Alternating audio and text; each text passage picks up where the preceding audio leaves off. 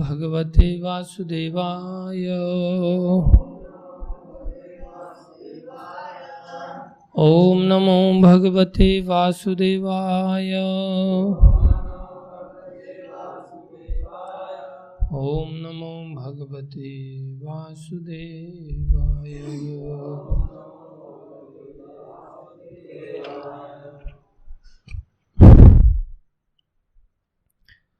ओम नमो भगवते वासुदेवाय।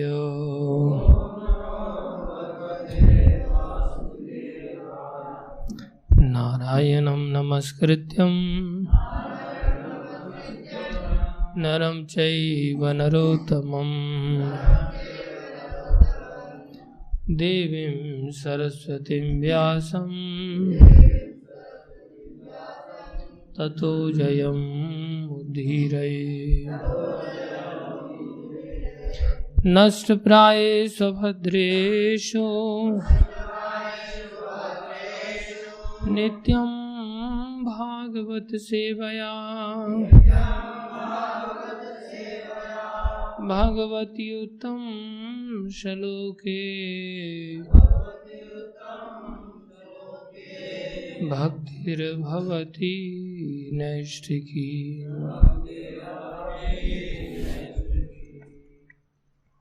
श्रीमद् भागवतम स्कंद 1 अध्याय 17 श्लोक संख्या 16। राज्ञो हि परमो धर्मः स्वधर्मस्थानुपालनम् शाश्वतो अन्यान् यथा शास्त्रम् अनापदि उत्पथानीयः। राज्ञो हि परमो धर्मः स्वधर्मस्थानुपालनम् शाश्वतो अन्यान् यथा शास्त्रम्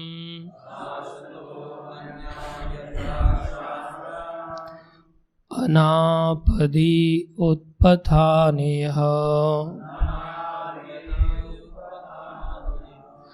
राज्ञो हि परमो धर्मः स्वधर्मस्थानुपालनम् शाश्वतो अन्यान् यथा शास्त्रम्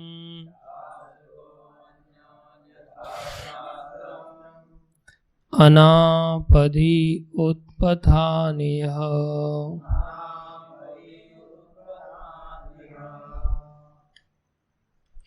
पढ़ो।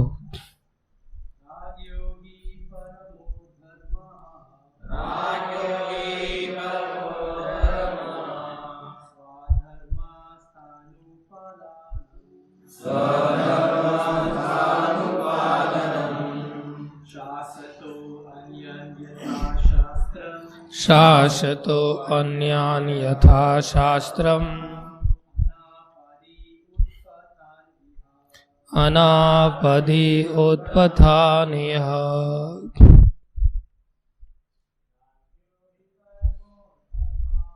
राज्ञो हि परमो धर्मः स्वधर्मस्थानुपालनम् शाश्वतो अन्यान् यथा शास्त्रम् अनापदि उत्पथानीयः।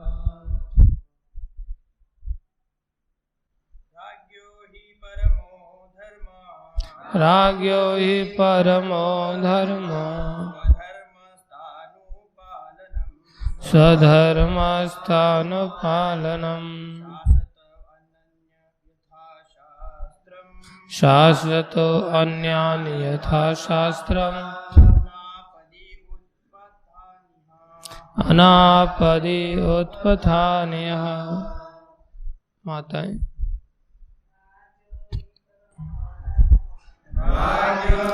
परमो धर्मः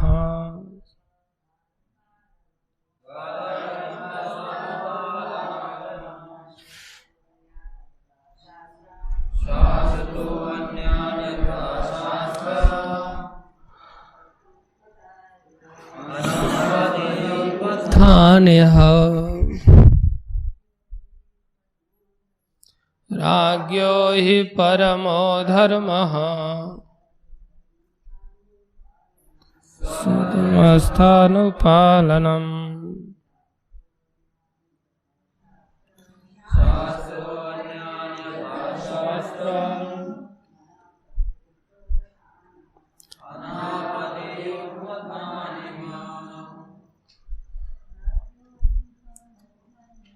राज्ञो हि परमो धर्मस्थानुपालनम्। शाश्वतो अन्यानि यथा शास्त्रम् आपदानि यथान्यः। शब्दार्थ राज्ञ राजा का ही निश्चय ही परम धर्म परमः परम धर्म वृत्ति परक कर्तव्य स्वधर्मस्थ अपने नियत कर्म के प्रति आज्ञाकारी अनुपालनम सदैव शरण देने वाला शाश्वतः शासन चलाते हुए अन्यों को यथा जिस तरह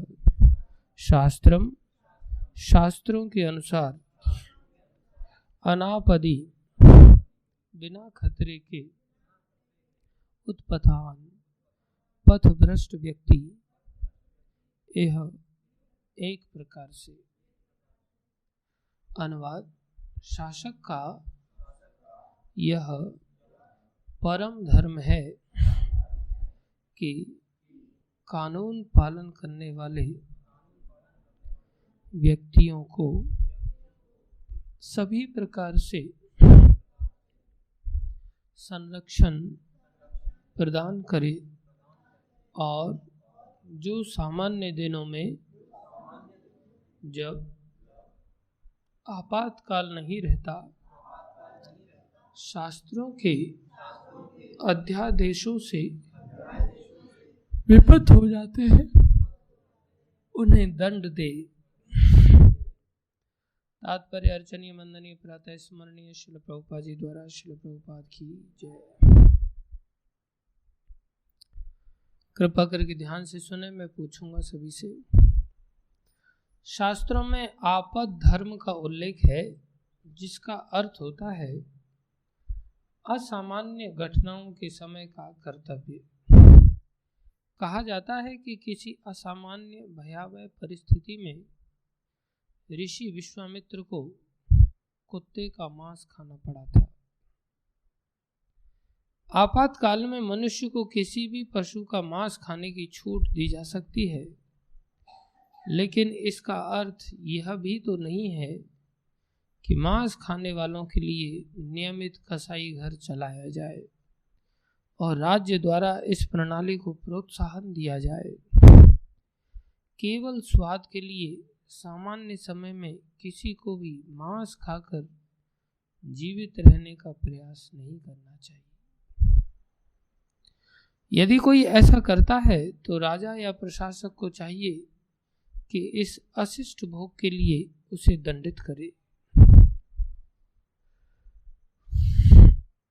विभिन्न कर्मों में रत विभिन्न प्रकार के व्यक्तियों के लिए शास्त्रों के नियत आदेश हैं और जो उनका पालन करता है वह स्वधर्मस्थ अर्थात अपने संस्तुत कर्तव्यों का पालन करने वाला कहलाता है।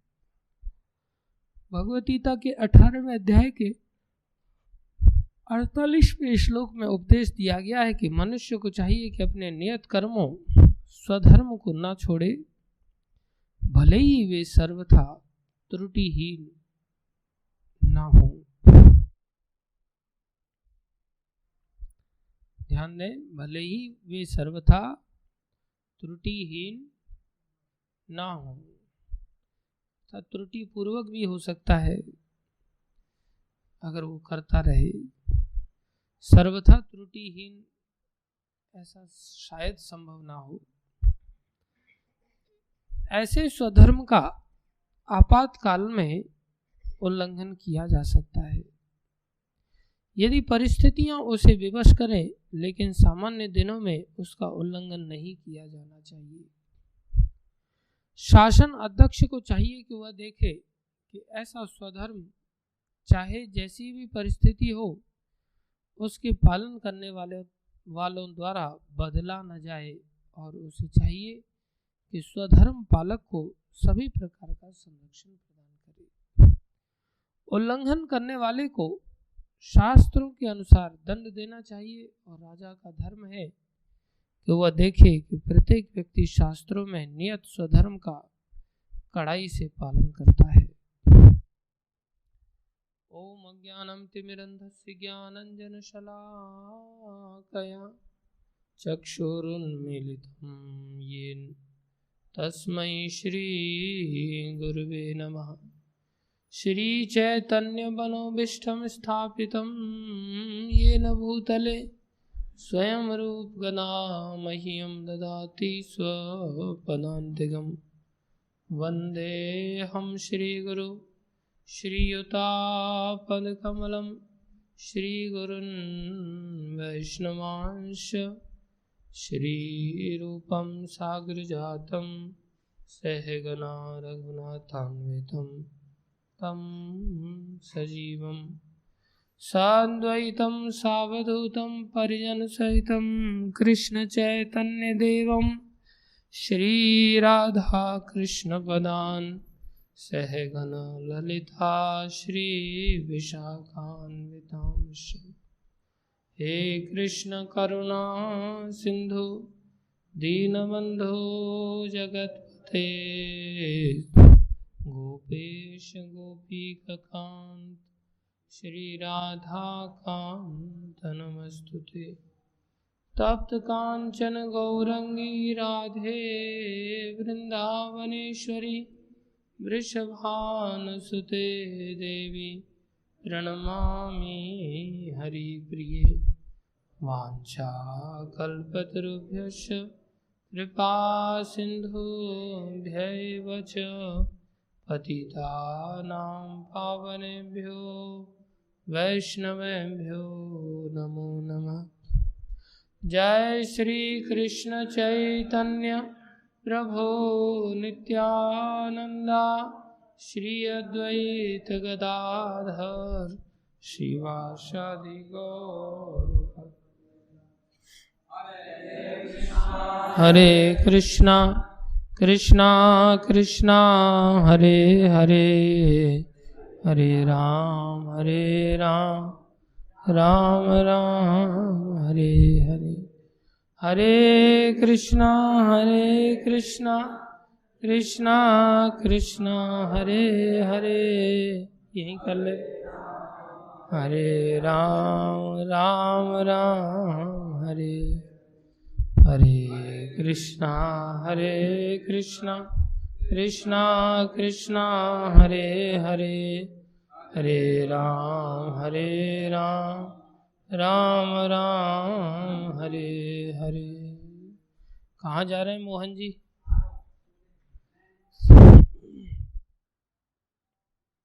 गुरुवे गौरचंद्राय राधिकाय तदालये कृष्णाय कृष्ण भक्ताय तद्भक्ताय नमो नमः।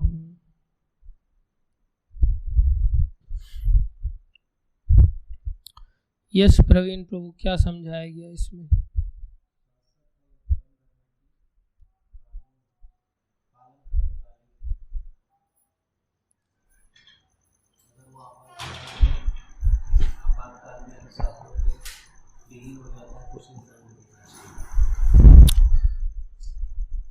फिर से बताओ।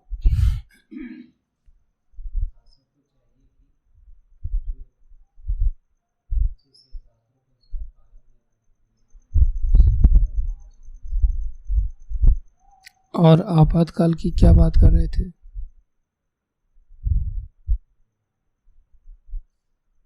पहले जब बता रहे थे तब उसमें आपातकाल भी शब्द था ना कुछ,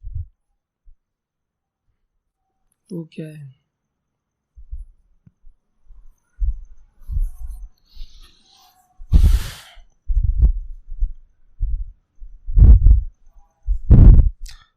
रघु कुमार जी।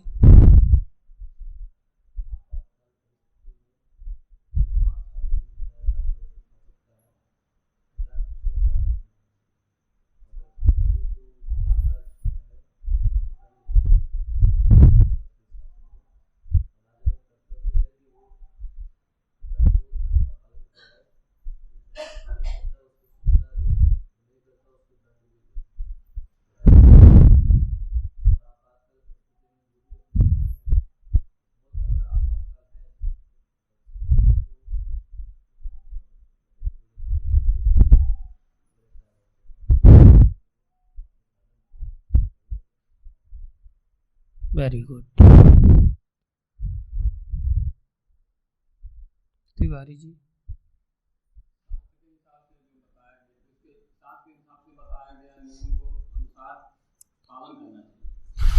अगर पालन नहीं करता है तो उसको दंड देना।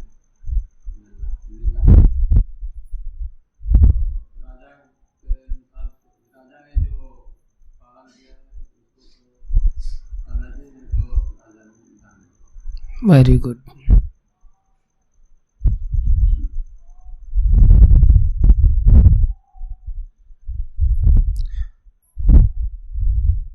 जनार्दन प्रभु।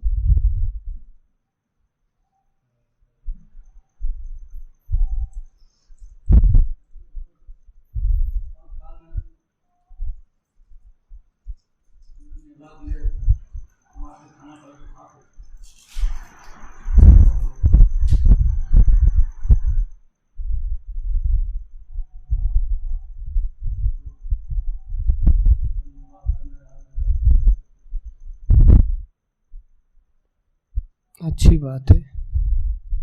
मधुसखा प्रभु।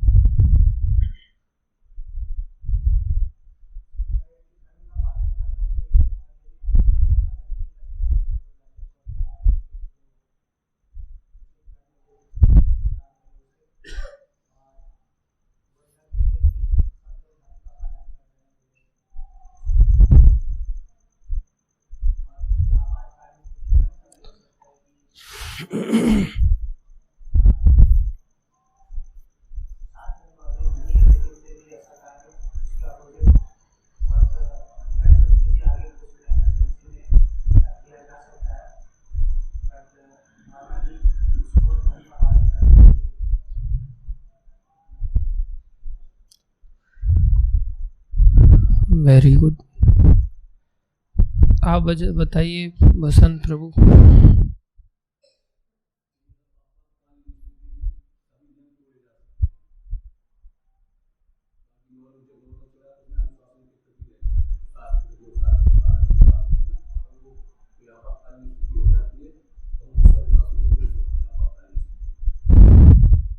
Very good.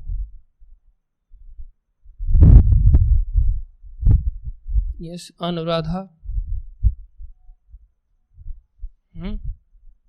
बाद में बताइए, क्लास अभी चल रही है, बाद में बताइए।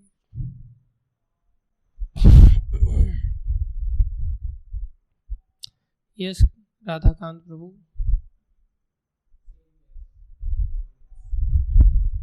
ओके। कोई और कुछ नया बताना चाहे?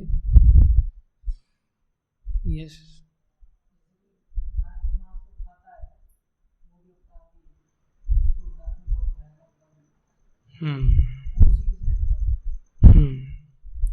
कोई और कुछ बताना चाहता है?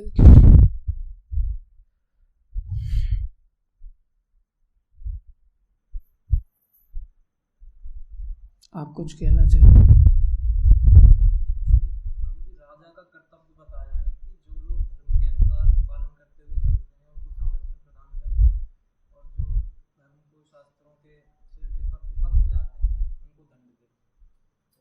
वो शब्द इसमें आए एक आपद धर्म के बारे में बताया है कि हमको हर स्थिति में धर्म के अनुसार ही चलना है, और जो आपातकालीन स्थिति है उसके लिए भी शास्त्रों में नियम बताए गए हैं कि उसमें कैसे कैसे आपको छूट दी जाए।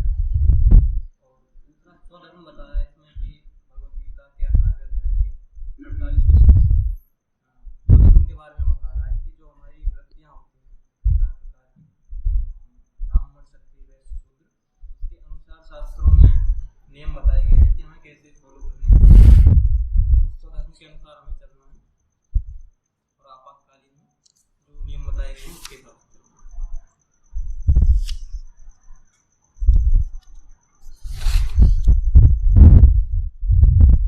Very good. धन्यवाद आप सभी भक्तों का प्रकाश डालने के लिए।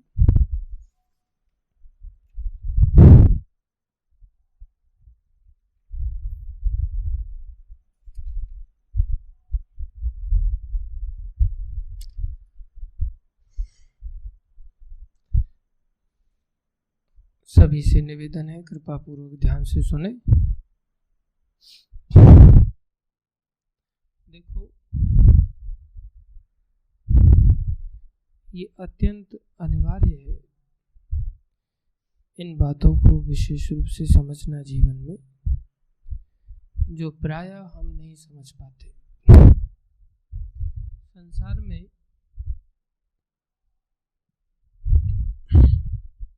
देखा जाता है कि कुछ लोगों को जेल में डाला जाता है। जेल में एक समूह इकट्ठा हो जाता है। जेल में प्रायः उन लोगों को डाला जाता है जो राजा के नियम कानूनों का पालन नहीं करते, और जेल में उनसे कड़ाई से पालन कराया जाता है। या कई बार ऐसा देखा जाता है जो डिस्टर्बिंग एलिमेंट्स होते हैं, जो पालन करने वाले होते हैं, उन लोगों को वो लोग डिस्टर्ब करते हैं। खुद तो पालन करते नहीं हैं, दूसरों को भी पालन करने में बाधाएं देते हैं। तो ऐसे लोगों को जो पालन कर रहे हैं उनको संरक्षण प्रदान करने के उद्देश्य से ऐसे लोगों को वहां से हटा करके दूसरी जगह डाल दिया जाता है। उससे क्या होता है, जो बाहर का समाज है वो शांतिपूर्वक जीता है, और जो लड़ाई करने वाला स्वभाव रखने वाले लोग हैं उनको एक जगह रख दिया जाता है। बोले आपस में तुम लड़ना ही है तो लड़ के मरो, लेकिन जो पालन कर रहे हैं कम से कम उनको डिस्टर्ब मत करो। दूसरा, उन पर अनुशासन भी कराया जाता है कि शायद तुम सुधर जाओ तो तुम्हें फिर से उन लोगों के साथ में डाल दिया जाएगा। तो उनकी इच्छा की पूर्ति करने के लिए भी उनको जेल में डाला जाता है कि तुम्हें लड़ना ही है तो यहाँ लड़ो, वो लड़ने की जगह नहीं है। आपस में कैदी लोग लड़ाई लड़के मर जाते हैं तो कोई देश में बहुत उथल पुथल नहीं होती। 2 मर गए, 4 मर गए, 10 मर गए, कोई बड़ी बात नहीं है, सब ऐसे ही थे मरने मारने वाले। लेकिन बाहर अगर कहीं दंगे हो जाते हैं तो विचारने की बात हो जाती है, गंभीर लिया जाता है, गंभीरता से लिया जाता है। क्योंकि बाहर में एक चैनल में चलते हुए लोग अपना जीवन जीते हैं जो कि उनको सुखदायक बनाता है। ऊट पटांग जो जीवन है वो सुखदायक नहीं बनाता। तो जो भगवान का धाम है, भगवान का धाम में सब लोग एक चैनल से जीवन जीते हैं, क्योंकि वहां सत्ता 2 नहीं है, वहां सत्ता कितनी है? एक है।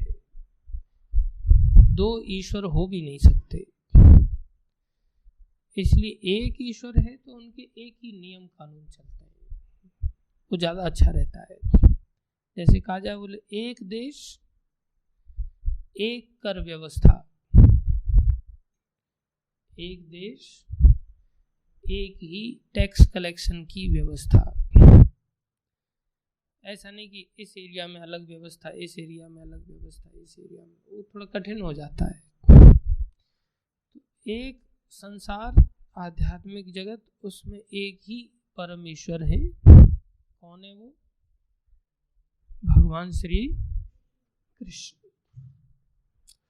जो सबकी इच्छाओं को ध्यान में रखते हुए सबको एक चैनल में चलने का एक हिदायत देते हैं, और सब चैनल में चलते हुए अपनी इच्छाओं की पूर्ति कर सकते हैं। जैसे मोदी का संसार, मोदी का सरकार, तो एक चैनल में सब लोगों को चलना होता है। एक व्यक्ति के निर्देशन में आगे विभाजन होते हैं, लेकिन इवेंचुअली एक ही व्यक्ति का शासन माना जाता है। उसके आधार पर ही कुछ नियम कानून बनाए जाते हैं। उन नियम कानूनों का जो लक्ष्य है, क्या है लक्ष्य? उस राजा की प्रसन्नता। क्या है लक्ष्य? राजा की प्रसन्नता। और राजा का लक्ष्य क्या है? प्रजा की प्रसन्नता। अर्थात दोनों एक दूसरे की प्रसन्नता के लिए कार्य करते हैं। प्रजा के बिना राजा नहीं संसार चला सकता, और राजा के बिना प्रजा नहीं सर्वाइव कर सकती। तब एक वातावरण बड़ा सुंदर और सुखमय बन जाता है।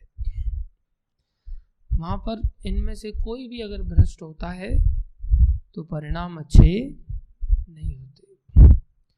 तो आध्यात्मिक जगत के राजा कौन है? भगवान श्री कृष्ण। वो कैसे हैं? कैसे हैं? अनंत गुणों के भंडार हैं। कैसे हैं? अनंत गुणों के भंडार हैं। कोई उनके गुणों को गिन नहीं सकता। तो गुण सुखदायक होते हैं या दुखदायक होते हैं? सुखदायक होते हैं। तो वो खुद कैसे हैं? सबके लिए सुखदायक है। अवगुण से दुख मिलता है या सुख मिलता है? बेवकूफों को सुख मिलता है, बुद्धिमानों को दुख मिलता है। अरे बेवकूफों को भी दुख मिलता है, लेकिन उनको भ्रमवश ऐसा लगता है कि मेरे को क्या मिल रहा है? सुख मिल रहा है। मूर्ख हो या बुद्धिमान हो, सबको दुखी रहना पड़ता है अवगुणों के कारण। तो भगवान में तो अवगुण आने की संभावना भी नहीं है, क्योंकि भगवान विभु हैं, विशाल हैं, हर चीज के समुद्र हैं, अनंत गुणों के सागर हैं। हम कैसे हैं? अणु हैं। हम कैसे जीव हैं? अणु हैं। हमारे अंदर भी भगवान के गुण हैं, लेकिन कितनी मात्रा में है? थोड़ी थोड़ी मात्रा में है। अब जैसे किसी भी परिस्थिति में अगर कोई विशाल जलाशय है तो उसकी सूखने की संभावना अधिक होती है क्या? नहीं। और थोड़ी सी मात्रा में पानी है तो उसके सूखने की संभावना अधिक होती है। तो हमारे गुण कई बार परिस्थितिवश नष्ट भी हो जाते हैं। अवगुणों को हम प्राप्त हो जाते हैं, सहज रूप से प्राप्त हो जाते हैं। भगवान नहीं होते, हम प्राप्त हो सकते हैं। हमें छोटी सी स्वतंत्रता प्राप्त है, भगवान को भी स्वतंत्रता प्राप्त है। भगवान को विशाल स्वतंत्रता है, हमें छोटी स्वतंत्रता है। हम छोटी स्वतंत्रता का दुरुपयोग करते हैं। अगर भक्त भगवान की खुशी के बारे में सोचता है और भगवान भक्त के बारे में, खुशी के बारे में सोचते हैं, तो बड़ा आनंदमय वातावरण बन जाता है। लेकिन कई बार जो भक्त हैं, जो अनुमात्रा में गुणों को धारण करके चलते हैं, उनके अंदर वो गुणों को नहीं धारण कर पाते, उस थोड़ी सी स्वतंत्रता का दुरुपयोग कर बैठते हैं। रघु कुमार, आंखें खोल के सुनो। परिणाम क्या होता है? जैसे संसार में लोग रहते हैं, सबको स्वतंत्रता गाड़ी चलाने की, लेकिन कई बार व्यक्ति की इच्छा होती है मैं दाएं हाथ पे गाड़ी चलाऊं, बाएं हाथ दिया है चलाने के लिए, लेकिन कभी कभी इच्छा का दुरुपयोग करते हुए दाएं हाथ पे चलाने लगता है। पहले बाएं पे ही चलाता था, कभी कभी मूड बन जाता है ऐसा तो दाएं हाथ पे चलाने लगता है।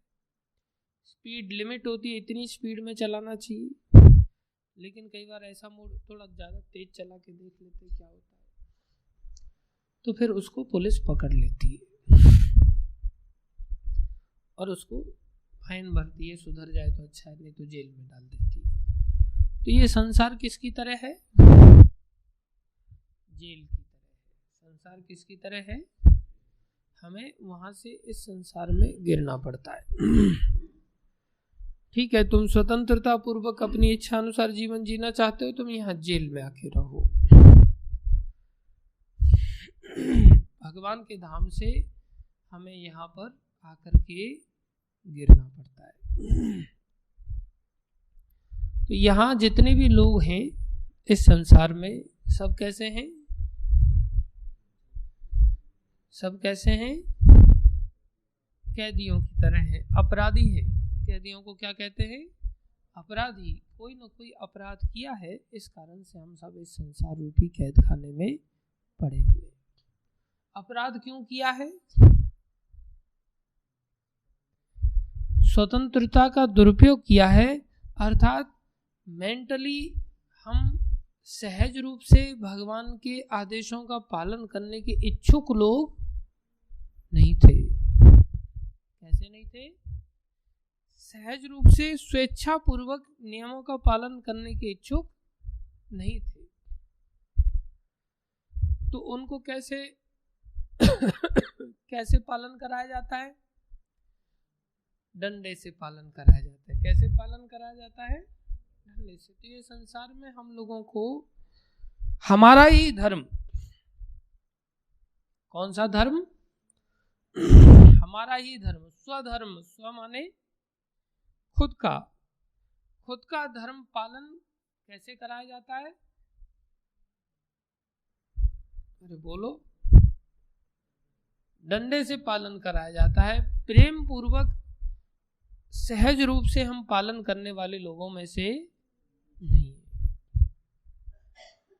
हमारी वृत्ति ऐसी थी कि हम इस संसार में गिर पड़े, अब हम अपने धर्म का पालन। कौन से धर्म का पालन? अपने धर्म का पालन। हमारा अपना धर्म क्या है? स्वधर्म क्या है हमारा? पहले हम ये जाने हम स्व कौन है। स्व माने स्वयं। हम स्व में हैं कौन? स्व में हम आत्मा है। हम क्या है? आत्मा। हमारी सत्ता ये शरीर की नहीं है। हम शरीर के अंदर क्या है? आत्मा है। इसलिए स्वधर्म क्या होगा? आत्मा का धर्म। कौन सा धर्म होगा? आत्मा का धर्म। तो हम आत्मा का धर्म पालन करने के लिए सहज वृत्ति नहीं रखते। समझ रहे हो? अभी जैसे कुत्ते का धर्म क्या है? भौंकना। ये कुत्ते शरीर का धर्म है, कुत्ते का धर्म नहीं। कुत्ता भी क्या है वास्तव में?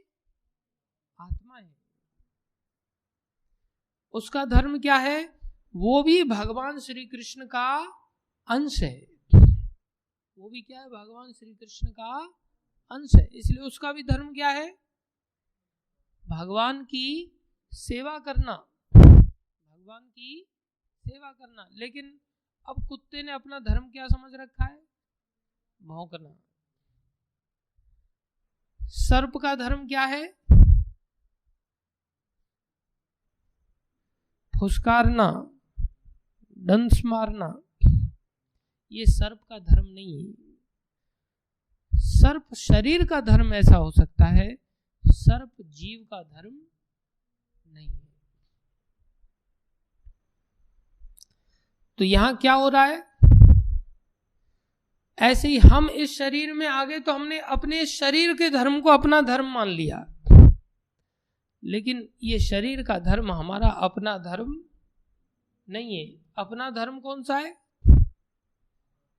जीव मात्र का, चाहे वो वृक्ष है, पशु है, पक्षी है, मनुष्य है, देवता है, कोई भी है, जीव मात्र का स्वधर्म वास्तव में क्या है? भगवान की सेवा करना। आत्मा होने के कारण स्व में वास्तव में वो क्या है? आत्मा है। और आत्मा का धर्म क्या है? जीवेर स्वरूप कृष्णेर नित्य दास। वो कृष्ण का नित्य दास है, अर्थात कृष्ण की सेवा ही उसका धर्म है। इतना समझ में आया स्वधर्म क्या होता है? अब इस स्वधर्म को पालन करने के लिए सहज वृत्ति नहीं है हमारी, क्योंकि हमें संसार में गिरे हुए ना। जो भगवान के धाम में जितने भी जीव हैं वो किसी भी शरीर में है, वहां मच्छर भी कान पे आकर के परेशान नहीं करता। वहां समस्त जीव भगवान की सेवा के निमित्त हैं। वहां भी पशु पक्षी आदि हैं, लेकिन सारे जीव भगवान की सेवा में लगे रहते हैं आज्ञा अनुसार। और यहां सारे जीव किस में लगे रहते हैं? प्रायः आज्ञा के उल्लंघन करने में लगे रहते हैं, अपनी इच्छा अनुसार जीवन जीने में लगे रहते हैं। कौन उनको उल्लंघन करने के लिए प्रेरित करता है? उनका मन। कौन उनको प्रेरित करता है? उनका मन। मन को अगर शुद्ध कर दिया जाए तो मन अपने आप ऐसा रास्ता बताता है कि भाई ये पालन करो, और मन को अशुद्ध कर दिया जाए तो मन ही ये कहता है कि नहीं ये पालन करो। तो मन किस तरह से हमें प्रेरित करता है? एक पेंडुलम की तरह। पेंडुलम समझते हो? जैसे कुछ घड़ी होती है, उसमें ऐसे नीचे घूमता है, तो ऐसे जाएगा तो एक पीक पर जाते फिर वो ऐसे आने लगेगा, फिर इधर जाएगा तो इस पीक पे आते फिर इधर जाएगा। समझ रहे हो? ऐसे मन करता है।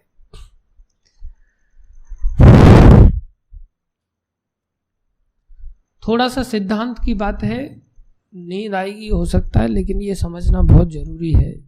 समझने की चेष्टा करो कष्ट उठा के। उदाहरण देता हूं मैं आपको। अभी हम सब लोग यहाँ बैठे हुए, तो एक भक्त को मैंने कहा, अपने आश्रम का एक भक्त, उसको मैंने कहा कि मैं तुमसे मिलना चाहता हूँ। तो आया हो मिलने के लिए। मैंने कहा अभी समय नहीं है, समय होगा तब मैं मिलूंगा। तो व्यक्ति समझ तो जाता है कि सामने वाला क्यों मिलना चाह रहा है, कुछ ना कुछ गलतियां हमसे हो रही है, लीडर मिलना चाह रहा है, इसका मतलब कुछ ना कुछ कारण है। तो आदमी स्वयं जानता है कि मेरे से क्या गड़बड़ हो रहा है। ऐसी बात नहीं कि वो व्यक्ति नहीं जानता। फिर वो अपनी सफाई देने लगता है, पहले से बिना पूछे वो सफाई देता है कई बार। तो मैंने खाली इतना कहा मैं मिलना चाहता हूँ। वो आया मिलने के लिए, तो मैंने पूछा कि भाई हाँ। उसने कहा कि हाँ मैं जो है थोड़ा, प्रभु जी आप बताइए क्यों मिलना चाह रहे थे। मैंने कहा अभी टाइम नहीं मेरे पास, मैं मिलूंगा थोड़ी बाद में, तो मैं कॉल कर लूँगा। तो खुद से बोलने लग गया कि प्रभु जी क्या है कि मेरे बच्ची पैदा हुई है, बालक, मतलब मेरी पत्नी के। तो वो रात भर सोती नहीं है, जागती रहती है, सुबह में आकर के सोती है। इसलिए क्या कि मैं मंगल आरती नहीं आ पा रहा हूँ। मैंने पूछा नहीं, मैंने कुछ चर्चा नहीं की, खुद से ही अपनी ओर से ऐसा बता रहा है। उसके मन को ऐसा लग रहा है ना कि शायद ये मुद्दा हो सकता है। तो बोले इस कारण से मैं मंगल आरती नहीं आ पाया। बोले अच्छी बात है। मैंने केवल इतना ही कहा, मैंने ये भी नहीं कहा, कुछ समझाया भी नहीं, कुछ नहीं। और फिर आज वो आ गया मंगल आरती में। तो प्रश्न उठता है कि मैंने तो कुछ कहा नहीं कि भाई तुम आओ या मत आओ। नहीं, मैंने गलती को पॉइंट आउट किया। कुछ बात ही नहीं की। फिर आज बच्ची कैसे रात भर सो गई, आज कैसे उसको ऐसा समय मिल गया कि उसको अंदर से ऐसा लगा कि नहीं मुझे मंगल आरती जाना चाहिए। अर्थात संसार में जीते जीते किसी ने थोड़ा सा पिंच कर दिया तो संसारिकता से मन किधर घूमने लग गया, पेंडुलम घूमा अभी किस ओर, भक्ति की ओर। सोचा चलो मंगल आरती चले जाते, तो आ गया मंगल आरती। आज कैसे बच्ची संभल गई, आज कैसे शरीर ने स्वीकार कर लिया कि चलो नींद को त्याग करके थोड़ा मंगल आरती कर लेते हैं। ये एक उदाहरण। ऐसे ही भक्ति करने वाले लोगों के मन को भी पिंच करती हैं कुछ चीजें, उसका भी एक उदाहरण देता हूं आपको। अपने ही आश्रम में कई सारे भक्त लोग रहते हैं, सब भक्ति कर रहे हैं, आराम से प्रेम से भक्ति कर रहे हैं, कमरे में रह रहे हैं आराम से, भगवान का जैसा सुविधा है कोई दिक्कत नहीं। अचानक से किसी बच्चे का फोन आ जाता है कि आपको गर्मी में वहां बड़ा कष्ट हो रहा होगा,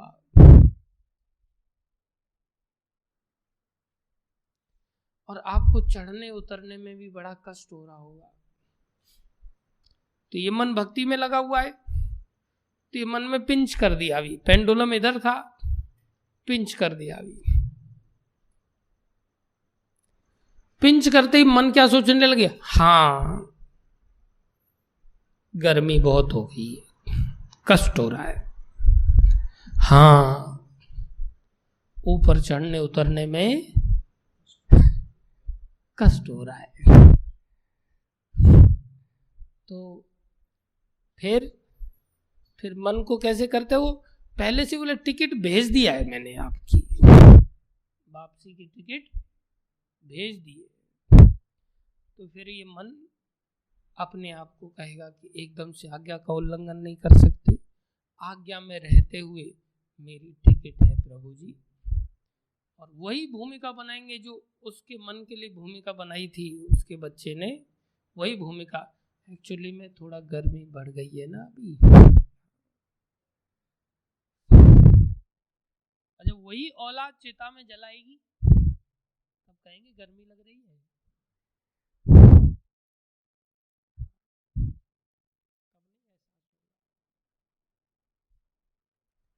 अरे ये शरीर के धर्म है, गर्मी लगना, ठंडी लगना, बरसात होना, ये होना वो होना, लेकिन हम शरीर में इतने घुस जाते हैं कि हम स्वधर्म का पेंडुलम की तरह घूमते घामते पालन करते हैं अथवा त्याग करते हैं।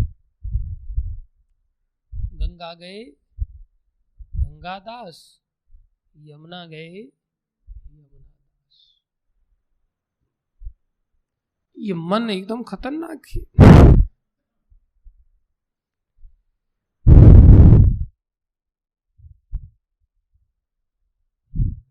तेरी टिकट की बात नहीं कर रहा हूं मैं, फिर तू कहेगा मेरे को कि आपने फिर बोल दिया भाषण में, प्रवचन में, तेरी तो टिकट बनी नहीं है अभी।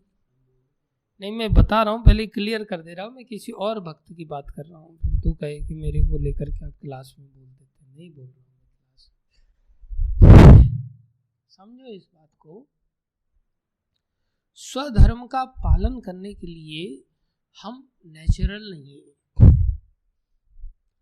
हमें जैसा सानिध्य मिल जाता है, हमारे मन को जैसी पिंचिंग हो जाती है, मन बिल्कुल एकदम से वैसा ही सोचने लगता है। अगर वो पेंडुलम इधर पीक पर है ना, और उस पीक पर जा चुका, और उस मन को अगर बोला ना और आराधना कर, तो नहीं करेगा इतना। लेकिन क्योंकि पेंडुलम पहुंच गया ना, अब उस मन को थोड़ा बोला जाए हाँ तो इधर घूम, तो उस समय उसके मन की बात अगर कर दी जाए ना, तो एकदम से पकड़ लेगा उस बात को। फिर इधर घूमेगा, फिर इधर घूमेगा, फिर इधर घूमेगा, फिर इधर घूमेगा। स्थित प्रज्ञ नहीं हो पाता।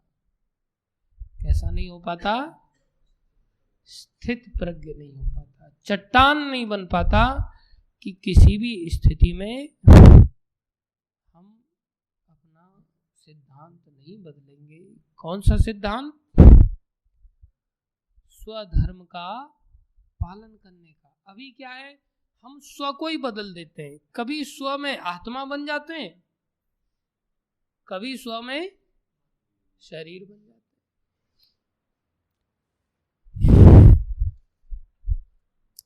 नेचुरली शाश्वत वृत्ति नहीं है, सहज वृत्ति नहीं है। सहज वृत्ति हो जाए तो बोलना भी ना पड़े, अपने आप आदमी करे, उसको कितना आनंद आएगा। उसको सिद्ध कहते हैं। उसको क्या कहते हैं? सिद्ध कहते हैं। जो भगवान के धाम में रहते हैं, वहां सब सिद्ध लोग रहते हैं, उनको कुछ करना पड़ता नहीं है। हमारी स्थिति क्या है, हमें करना पड़ता है। हमारे गिरगिट जैसी स्थिति है, रंग बदलते रहते हैं। एकदम से तो कभी ऐसा लगे ओहो ये तो सिद्ध का बाप है, एकदम महाभागवत वैष्णव है, कितनी भक्ति है इसके अंदर। यहाँ से कुसुम सरोवर तक चला जाता है, राधा कुंड तक चला जाता है। बरसाने भेज दो तो 300 सीढ़ियां चढ़ जाएगा, फिर उस समय सीढ़ी से चढ़ने उतरने में दिक्कत नहीं होगी उसको।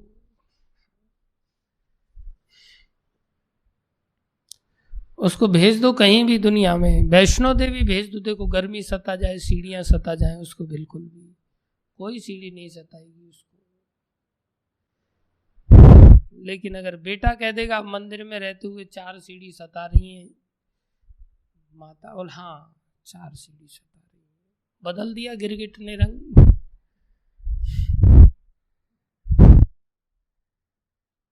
किसी ने थोड़ा भाषण दे दिया, अरे कौन कहता है तुम आत्मा हो संसार में, कहाँ आसमान से टपके थे, माँ बाप ने भेजा, इसलिए होली दीपावली घर पे आ जाया करो। बस चलो बोले घर पे चलो। अरे साधु लोग क्या 50-100 रुपए 500 रुपए पकड़ाते हैं क्या? कभी कभी नहीं पकड़ाते। चलो जाओ घर पे जाके भाई लोगों से 500 रुपए ले लो थोड़ा सा।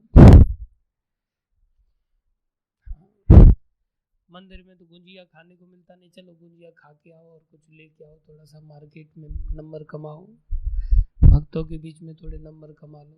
ऐसे ही नहीं जाता मैं, भक्तों का सोच के जाता हूँ, वहां से कुछ लेके आता हूँ। ऐसे गिरगिट रंग बदलता रहता है। स्वधर्म में पक्का नहीं टिकता। और घर वाले भी हवा देते रहते हैं, क्योंकि घर वालों का भी पेंडुलम वहां पक जाता है, तो फिर घर वाले भी आते हैं फिर कभी मंदिर के लिए थोड़ा सा चलो। बहुत हो गया हम गुंजिया खाते खाते, हमारा जीवन थोड़ी आराधना भी करनी चाहिए। वो लोग भी आ जाते फिर थोड़े समय के लिए। ऐसा रंग बदलते बदलते ही जीवन प्राय काफी व्यतीत हो जाता है।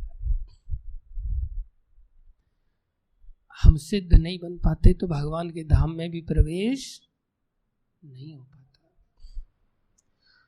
और एक और समस्या है, एक तो ये स्थिति बनती है जिस कारण से हम स्वधर्म का पालन नहीं कर पाते। लेकिन भगवान इस सृष्टि को भी इसी उद्देश्य से रचते हैं कि यहाँ भी राजा को चाहिए कि वो लोगों से स्वधर्म का पालन कराए, कड़ाई से पालन कराए। आपातकालीन स्थिति में थोड़ा बहुत कंसेशन दे सकता है, लेकिन सर्वथा पालन करने की चेष्टा करनी चाहिए। अब जब सर्वथा पालन करने की चेष्टा की बात आती है तो ये 2 तरह से पालन होता है। कैसे पालन होता है? कैसे पालन होता है? 2 तरह से। बहुत रहस्य की बात है, आप सब लोग जीवन में इस बात को हमेशा के लिए याद रखना। 2 तरह से पालन करना होता है। 2 तरह से मतलब 2 बातों को हमें समझना होगा। हम इस संसार में गिरे तो भगवान का हमें पालन करना चाहिए आदेश का, ये समझ नहीं थी तभी तो गिरे। तो एक तो समझ होनी चाहिए, एक तो समझ होनी चाहिए, खुद मैच्योर अंडरस्टैंडिंग होनी चाहिए कि भाई सिस्टम को चलाने के लिए आवश्यक है। हम अलग से सत्ता पैदा करेंगे अपनी तो कला क्लेश बढ़ेंगे। 2 म्यान में, एक म्यान में 2 तलवारें तो अंदर एक साथ जा नहीं सकती, इसलिए ईश्वर तो एक ही रहेगा। तो एक प्रॉपर मैच्योर अंडरस्टैंडिंग होनी चाहिए, उसको कहते हैं फिलोसफी। उसको क्या कहते हैं? फिलोसफी। अब एक तो अंडरस्टैंडिंग होनी चाहिए, दूसरा क्रिया भी होनी चाहिए उस अंडरस्टैंडिंग के आधार पर। उसको कहते हैं धर्म का पालन करना। क्या कहते हैं? धर्म को समझना और समझ करके धर्म का पालन करना। इतना समझ में आया? तो कितनी बातें हुई धर्म के, स्वधर्म के पालन करने के लिए आवश्यक बातें? कितनी बातें हुई? 2। कौन कौन सी? हाँ, फिलोसफी एंड एक्टिविटीज। एक समझ और एक क्रिया। इनमें से एक भी गड़बड़ होगी तो क्या होगा? ना तो क्रिया फलदायक होगी, ना ही उसकी समझ फलदायक होगी।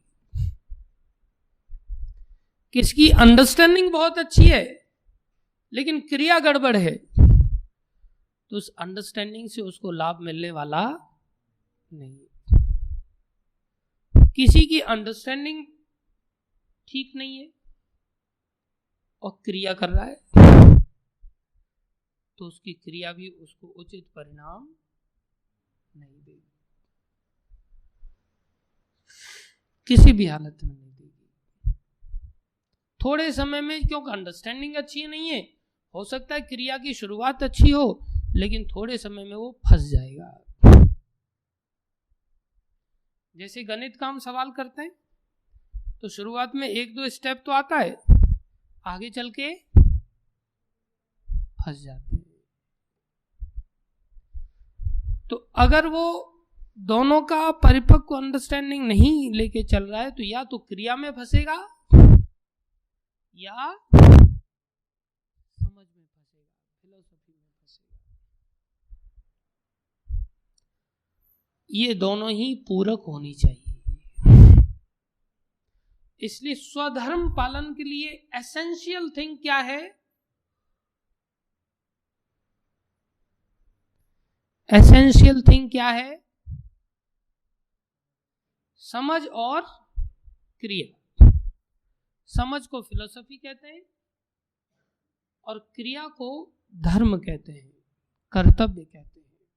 धर्म का ही दूसरा नाम क्या है? कर्तव्य कहते हैं। प्रभुपाद जी कहते हैं रिलीजन और activities according to the shastras, that is called dharma. Religion without philosophy is just like sentiments, अंधविश्वास। बिना समझ के कोई क्रिया है तो अंधविश्वास है, उसमें डूबेगा, वो ठोकर खाएगा, गिरेगा। फिलोसफी, अगर कोई फिलोसफी रखता है, अंडरस्टैंडिंग रखता है और रिलीजन को फॉलो नहीं करता, क्रियात्मक नहीं है, तो philosophy without religion is just like a mundane speculation. वो क्या है? मंडेन स्पेकुलेशन, अर्थात मनगढ़ंत विचारधारा है। धर्म बिना समझ के अंधविश्वास और समझ बिना धर्म के मनगढ़ंत विचारधारा। वो आकाश में रेल चलाने जैसा काम है, हवा में रेल चलाने जैसा काम है। अर्थात मन में कुछ भी हवाई किल्ले बना रहा है, मन में सोच रहा है कि मैं तो बहुत महान भक्त हूं। इतना समझ में आया? अब संसार में होता क्या है, हम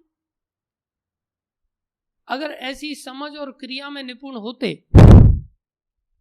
तो हम संसार में गिरते क्यों? किसी न किसी में हम भटके थे, इसलिए यहां पर आकर के गिरना पड़ा। अब हमें यहां से वापस अगर जाना है भगवान के धाम में, तो इन दोनों के अनुसार चलना सीखना होगा, तभी हम स्वधर्म का पालन करते हुए माने जाएंगे, अन्यथा नहीं माने जाएंगे। तो इस संसार में प्रायः दो तरह के लोग होते हैं। कैसे होते हैं? दो तरह के लोग। ध्यान से सुनना सब लोग, मैं पूछूंगा एक एक व्यक्ति से क्या समझ में आया। एक व्यक्ति तो होता है जो बहुत फिलॉसफी में बल देता है, उसको कहते हैं थियरी पार्ट। जिनके दिमाग फिलॉसफिकल होते हैं, चीजों को लॉजिक से समझते हैं, शास्त्रों से समझते हैं, किताबों से समझते हैं, समझने में ही बहुत सारा अपना जीवन केंद्रित करते हैं। और कुछ लोग होते हैं उनको समझने से कोई इतना लेना देना नहीं होता, वो क्रियाओं में बहुत ज्यादा रुचि रखते हैं। किसमें? क्रियाओं में बहुत ज्यादा रुचि रखते हैं। जैसे कोई व्यक्ति है, भगवान के नाम से क्या होगा, भगवान है क्या वास्तव में, हम क्यों भगवान की शरण ग्रहण करें, है तो कैसे हैं भगवान, भगवान है तो कौन है, उनका नाम क्या है, कृष्ण ही क्यों भगवान है, बाकी लोगों को क्यों नहीं भगवान कहा जाता है,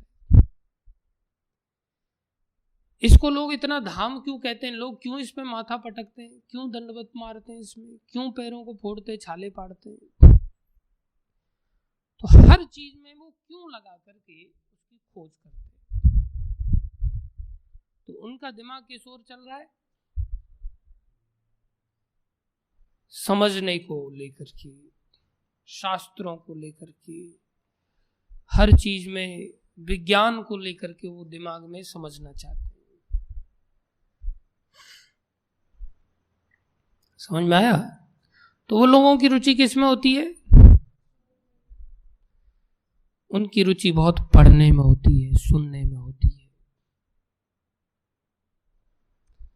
तरह तरह की किताबों का अंबार लगा रहेगा उनके पास, तरह तरह के उनके जीवन में स्पीकर्स होंगे, उन सब से इससे ये अच्छी चीज मिली नोट करेंगे, उससे वो अच्छा मिला नोट करेंगे, नोट करते करते करते करते वो खुद एक फिलोसोफर बनेंगे, थिंकर बनेंगे और एक नई किताब लॉन्च भी कर देंगे।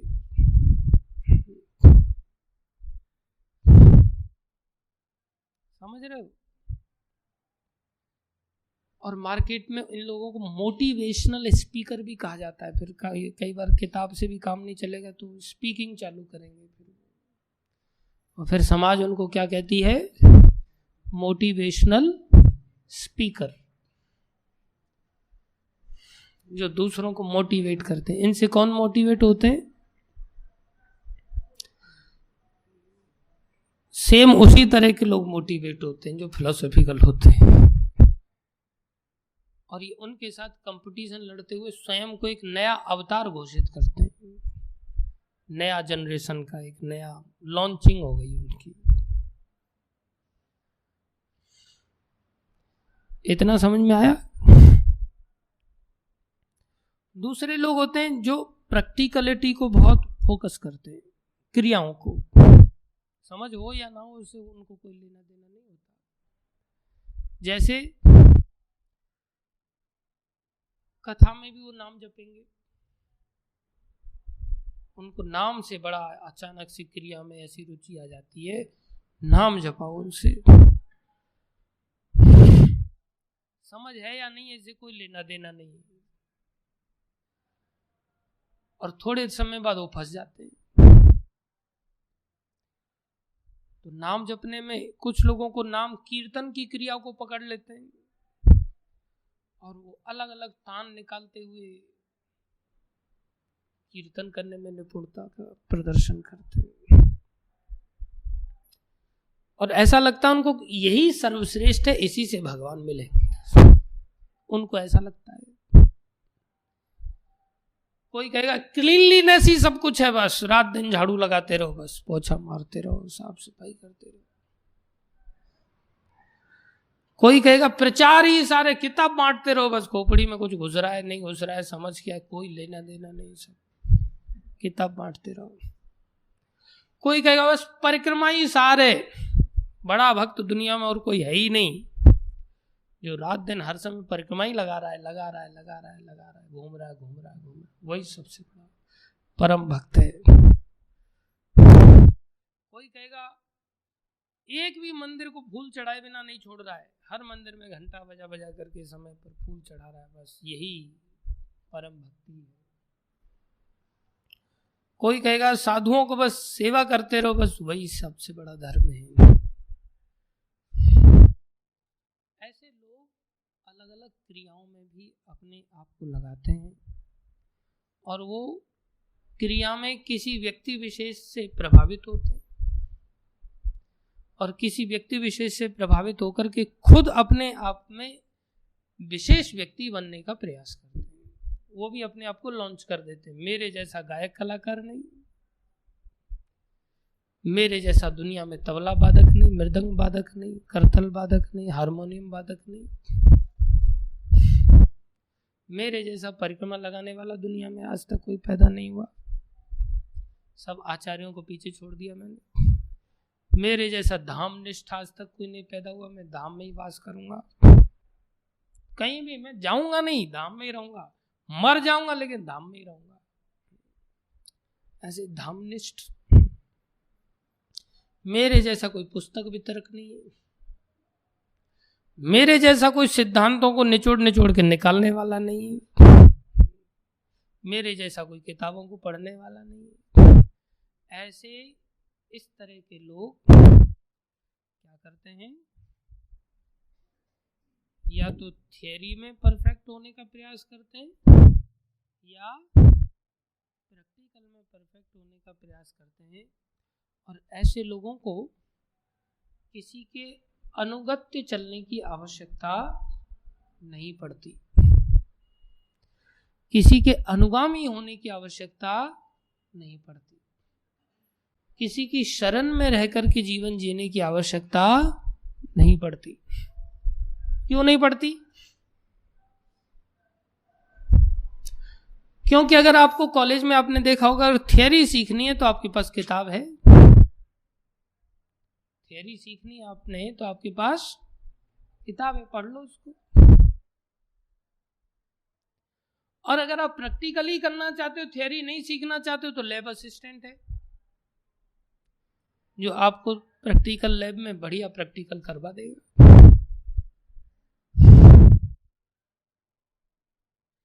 लेकिन लैब असिस्टेंट से थोड़े कंसेप्ट पूछो उसके बारे में, लैब असिस्टेंट बता पाएगा कंसेप्ट को?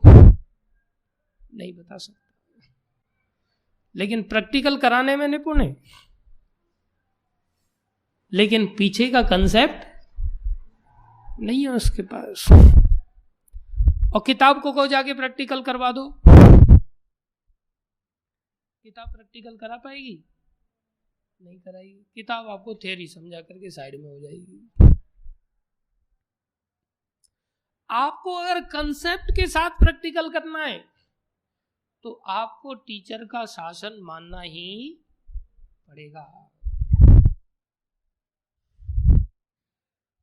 और वास्तविक पढ़ाई उसी को कहते हैं,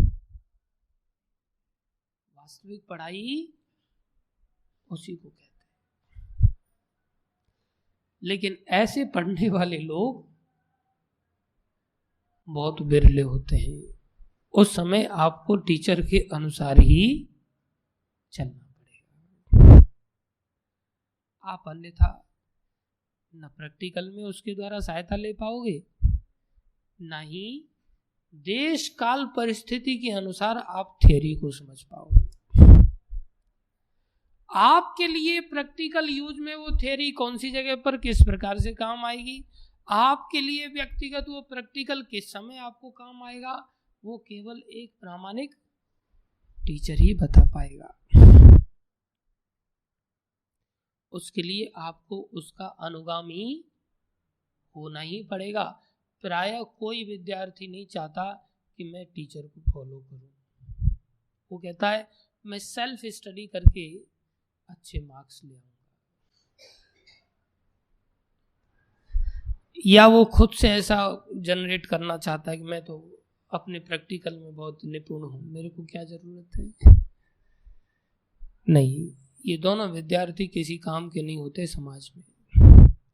जब समाज में प्रैक्टिकल जीवन जीने का जब अवसर आता है तो उस समय प्रैक्टिकल में, हाँ, जब थियरी की आवश्यकता होती है तो उसमें प्रैक्टिकल घुसाते वो लोग, और जब प्रैक्टिकल की आवश्यकता होती है तब थियरी को घुसाते हैं, और वो फिर कष्ट पाते हैं जीवन।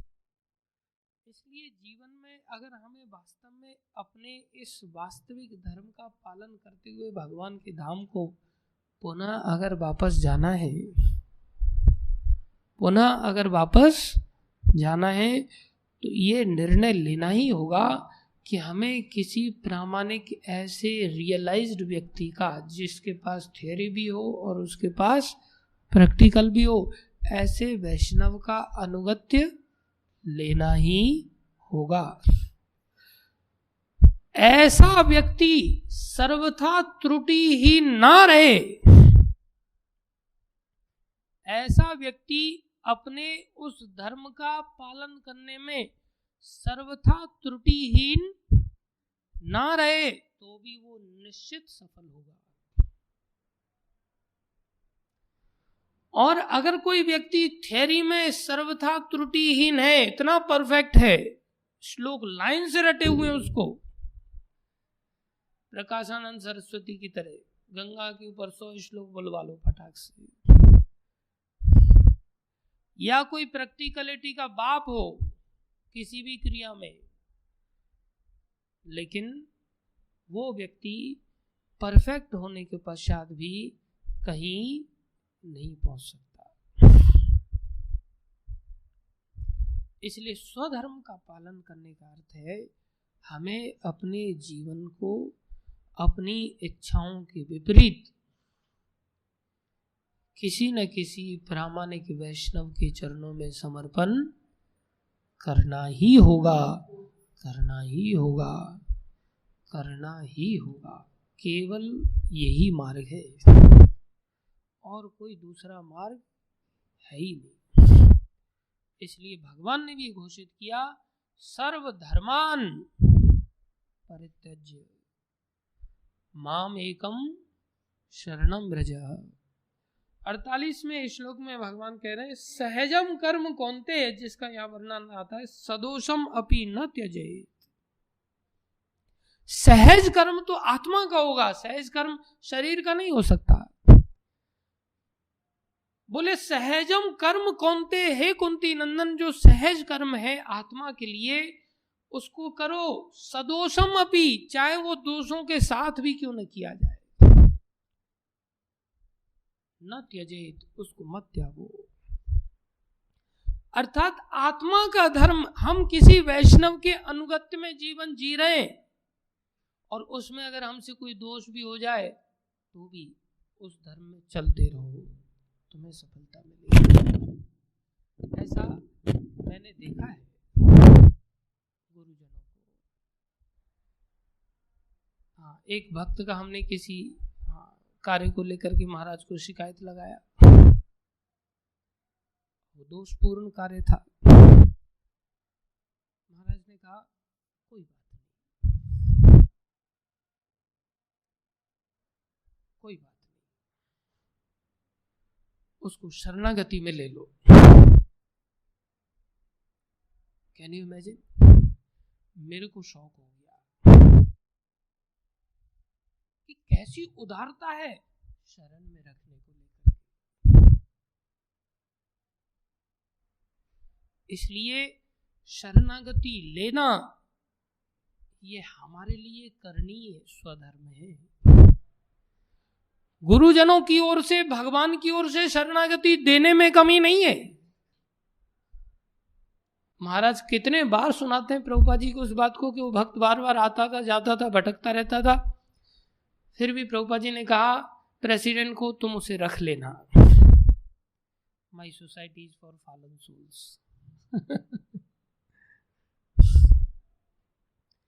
दोष युक्त तरह से ही सही, लेकिन सहजम कर्म न त्यजेत। अब दूसरे दृष्टि से देखा जाए तो सहज कर्म तो हमारा खाना सोना है, फिर उसको मत छोड़ो, दोष युक्ति सही लेकिन आज वो हमारा आर्टिफिशियली जो बाहर से एडॉप्टेड जो धर्म है उसको हमने सहज बना लिया है, और आत्मा का जो सहज धर्म था वो असहज हो गया है। वास्तव में आत्मा का ही सहज धर्म है और उसी में दोष होंगे। अगर जो चीज सहज हो जाती है प्राय, उसमें दोष क्यों होंगे? आत्मा का जो सहज धर्म है जो अभी हमारे लिए कठिन हो गया है, इसलिए उसमें हम दोष युक्त जीवन जीने के लिए बाध्य हो जाते हैं कई बार। इसलिए ये सिद्धांत को समझते हुए जीवन जीना पड़ेगा। सर्वारंभा ही दोषेन धूमेन अग्नि आवृता। प्रत्येक उद्देश्य किसी न किसी दोष से आवृत होता है, जैसे अग्नि धुएं से आवृत होती है। अभी तो उसके अंदर धुआं ही दिख रहा है, लेकिन थोड़ी देर में वो आग को प्राप्त हो जाएगा। आप धुआं बोल करके उससे घृणा मत करो। धुआं तो है ना, ये छोटी बात है क्या कि धुआं आ रहा है। इसी तरह से प्रत्येक स्वभाव किसी न किसी दोष से आच्छादित होगा, लेकिन अगर कोई शरणागत है आत्मा के धर्म के अनुसार, उसको अवश्य ही गले लगाना चाहिए। और अगर कोई शरण को छोड़ करके जाता है तो उसको जरूर फटकारना चाहिए। वो सबसे बड़ा दंडनीय कार्य है। दंडनीय कार्य उसने क्या गलत कर दिया, ये दंडनीय कार्य नहीं है। कोई व्यक्ति शरण में रहते हुए मृदंग तोड़ लिया, ये इतना दंड का कार्य नहीं है। लेकिन अगर कोई इच्छा की आपूर्ति करने के लिए बिना आज्ञा के परिक्रमा ही चला गया, वो दंडनीय कार्य है। वो दंडनीय कार्य है, वो धर्म का त्याग कर दिया उसने। इसलिए इतना गहन है कि हमारी बुद्धि इसको पकड़ ही नहीं पाती। प्रायः संसार में भक्त लोग इस सिद्धांत को नहीं पकड़ पाते, लेकिन आचार्य शास्त्र आदि सब ढोल नगाड़े बजा बजा के इसी बात को कह रहे हैं कि भैया यथा देवे तथा गुरु। क्या है श्लोक? यस्य देवे पराभक्ति, उस देवता के प्रति, उस भगवान के प्रति तुम्हारी जो पराभक्ति है वो तभी मानी जाएगी जितनी तुम्हारी गुरु के प्रति है। यथा देवे तथा गुरु, अगर गुरु के पास उतनी भक्ति है, गुरु के चरणों में तुम्हारा समर्पण है, जितना गुरु के चरणों में समर्पण है उतना ही मात्र भगवान के चरणों में तुम्हारा समर्पण माना जाएगा। उससे ज्यादा तुम्हारा कोई भी वाक्य रिकॉर्ड नहीं किया जाएगा। संसद में तुम मेन स्पीकर के अंतर्गत, संसद में संसद का जो अध्यक्ष है उसके अंतर्गत अगर तुम्हारी शब्दावली है तो वो रिकॉर्ड में जाएगी, अंकित होगी। उसके बाद जो तुम अनर्गल भाषणबाजी कर रहे हो वो कह देगा तुम्हारा कोई भी बात रिकॉर्ड में चढ़ने वाली नहीं है, बोलते रहो। इसलिए हमारी भक्ति की उतनी ही मात्र क्रिया में फल देगी जितनी क्रिया हमारी रिकॉर्ड में जाएगी, और उतनी ही क्रिया रिकॉर्ड में जाएगी जितना हमारा जीवन अनुगामी होगा। उसके अतिरिक्त हमें कुछ भी नहीं प्राप्त होगा, ये ध्यान रखना चाहिए। होगा अहंकार प्राप्त होगा।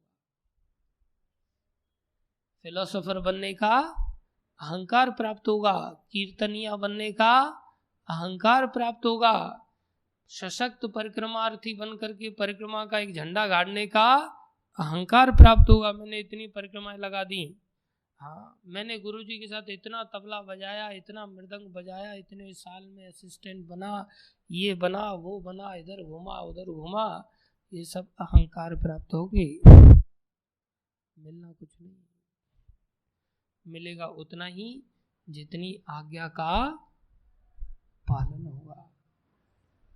ये बात हृदय में बिठा लेनी चाहिए हमेशा के लिए। इसी बात को सारे शास्त्र समझाते हैं, हम सब समझे, दूसरों को भी समझने में सहायता करें, ये जीवन का लक्ष्य होना चाहिए। धन्यवाद आप सभी भक्तों का धैर्यपूर्वक श्रवण करने के लिए। क्षमा कीजिए आज थोड़ा समय अधिक हो गया। कोई प्रश्न किसी का तो पूछ सकते हैं। यस,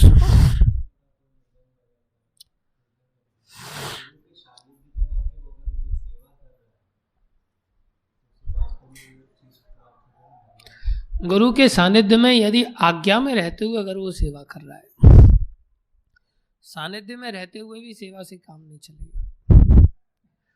आज्ञा में रहते हुए सेवा कर रहा है, समझ रहे हो?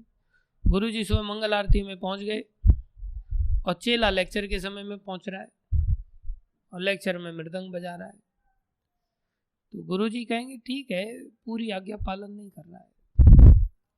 पूरी आज्ञा पालन में इसको मंदिर में भी आकर के रहना चाहिए। चेला बार बार धमकी दे, मैं तो चला जाऊंगा छोड़ करके, मेरे साथ ऐसा होना चाहिए, वैसा होना चाहिए, मेरे को ये सुविधा मिलनी चाहिए, वो सुविधा मिलना चाहिए, तब मैं ऐसा करूंगा। चेला ठीक नहीं, सानिध्य में रह रहा है लेकिन अपनी शर्तों के साथ रह रहा है, समर्पण के साथ नहीं रह रहा है। इसलिए सानिध्य की भी कंडीशन है, मुख्य रूप से एक ही कंडीशन है, समर्पण। क्या है? समर्पण, बस।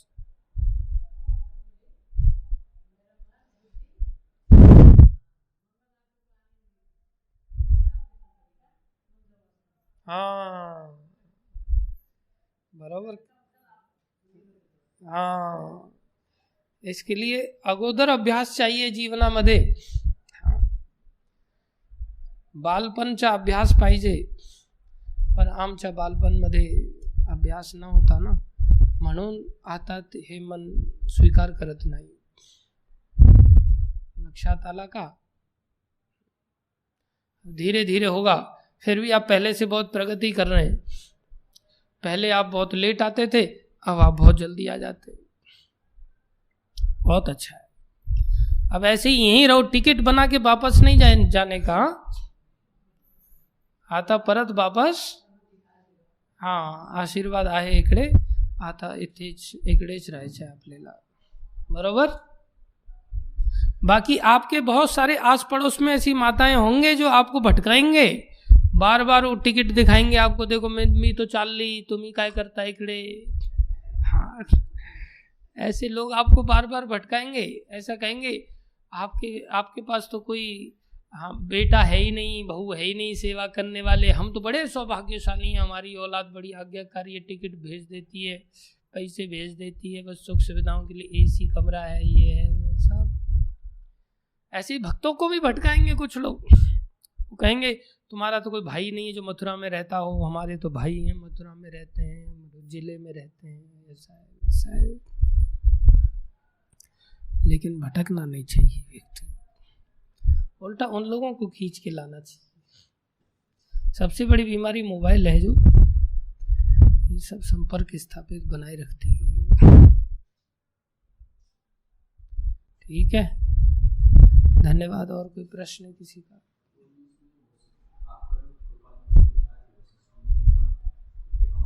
विश्वामित्र मुनि ने ऐसी परिस्थिति बन गई थी कि वो मरने की स्थिति पे चले गए थे, तो उनको कुत्ते का मांस खाना पड़ा था।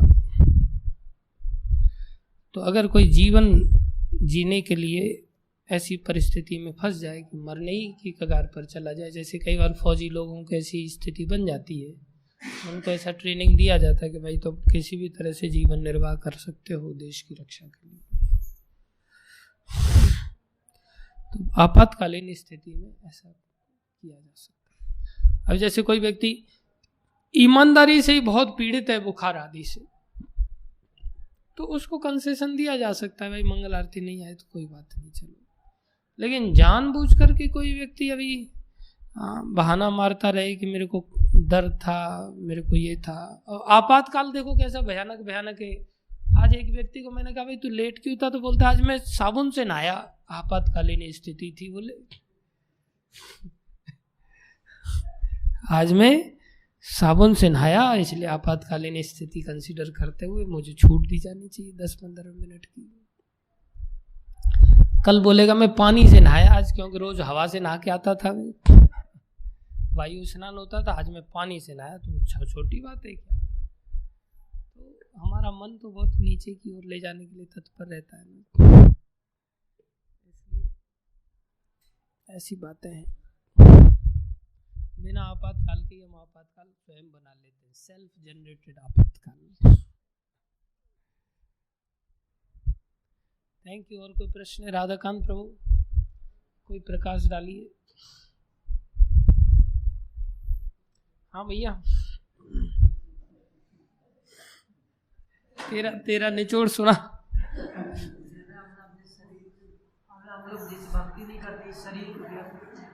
हाँ, भक्ति नहीं करते शरीर को लेकर के, शरीर के संबंधियों को लेकर। बोले मैं देख के आता हूँ प्रभु जी, थोड़ा सा ये करता हूँ वो करता, सब अनर्थ है ये सब। आज्ञा का उल्लंघन करते हैं, ये आज्ञा का उल्लंघन बड़ा खतरनाक है।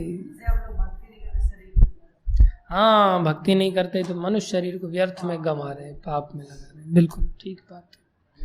लेकिन ऐसा नहीं कि कभी कभी भक्ति को छोड़ के चले जाने का, आज्ञा का उल्लंघन करके, हाँ गड़बड़ है। ठीक। भागवत महापुराण की जय, श्रील प्रभुपाद की जय, श्री गुरु महाराज की जय, अनंत कोटि वैष्णव वृंद की जय, आप सब भक्तों की